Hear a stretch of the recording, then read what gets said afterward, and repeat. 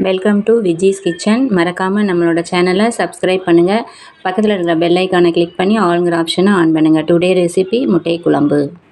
மசாலா அரைக்க தேவையான பொருள்: ஒரு துண்டு பட்டை, கிராம்பு ஒரு 2, இஞ்சி ஒரு சின்ன பீஸு, பூண்டு 2, வெங்காயம் ஒரு 10 வெங்காயம் அதில் போட்டுட்டு, அரை ஸ்பூன் சோம்பு, அரை ஸ்பூன் ஜீரகம், அதுக்கடுத்து அரை மூடி தேங்காய், துருவின தேங்காய் எடுத்துக்கோங்க.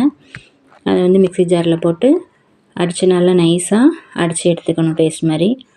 அடுத்து ஸ்டவ் ஆன் பண்ணிவிட்டு கடாயை வச்சு நல்லா சட்டி காஞ்சோன்னே எண்ணெயை ஊற்றிக்கணும். அதில் 3 ஸ்பூன் எண்ணெய் சேர்த்துட்டு, அதுக்கடுத்தோம் கால் ஸ்பூன் சோம்பு போட்டுங்க. அதுக்கப்புறம் வெங்காயம் நல்லா போட்டு வெங்காயத்தை நல்லா வதக்கிடுங்க. நல்லா வதக்கணும். வதக்கிட்டு அதுக்கப்புறமா லைட்டாக கருவேப்பிலை கொஞ்சமாக சேர்த்துக்கிறோங்க. வெங்காயம் நல்லா வதங்கணும். வதங்கினதுக்கப்புறம் தக்காளி 2 தக்காளி, சின்ன தக்காளியாக இருந்தால் 2 தக்காளி சேர்த்துக்கோங்க. பெருசுனா 1 எடுத்துக்கோங்க.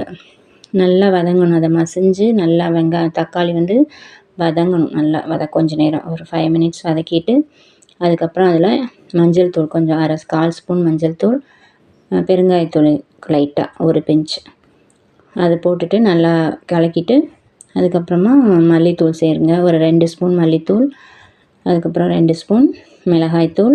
இதை சேர்த்துட்டு நல்லா வதக்கணும். அந்த மிளகாய் பொடி, மல்லிப்பொடிலாம் நல்லா பச்சை வாசனை போகிற அளவுக்கு வதக்கணும். வதக்கின பிறகு அதுக்கப்புறம் இந்த அரைச்சி வச்சுருக்க தேங்காய் விழுது அதில் சேர்த்துட்டு நல்லா மிக்ஸ் பண்ணணும். அந்த பச்சை வாசனை, தேங்காய் சோம்புலாம் அரைச்சதுனால அந்த பச்சை வாசனை போகிற அளவுக்கு நல்லா வதக்கிடணும். வதக்கிட்டு அந்த மிக்ஸி ஜாரை லைட்டாக கழுவிட்டு கொண்டு அந்த தண்ணியை ஊற்றி நல்லா வதக்கிட்டு, கொஞ்சம் நேரம் உப்பு போட்டுக்குங்க. அதுக்கப்புறம் கொஞ்சம் நேரம் மூடி வச்சுருங்க. மூடி வச்சா தான் அந்த எண்ணெய் பிரிஞ்சு வரும் லைட்டாக. அது வரைக்கும் கொஞ்சம் நேரம் மூடி வச்சிடணும்.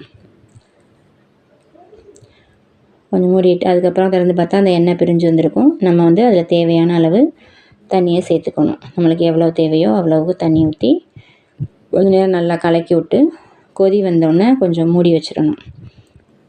மூடி வச்சு ஒரு 5 மினிட்ஸ் நல்லா மூடி கொதித்த பிறகு அதில் ஒரு நெல்லிக்காய் சைஸ் அளவு புளி கரைச்சி அதில் சேர்த்துக்கணும்.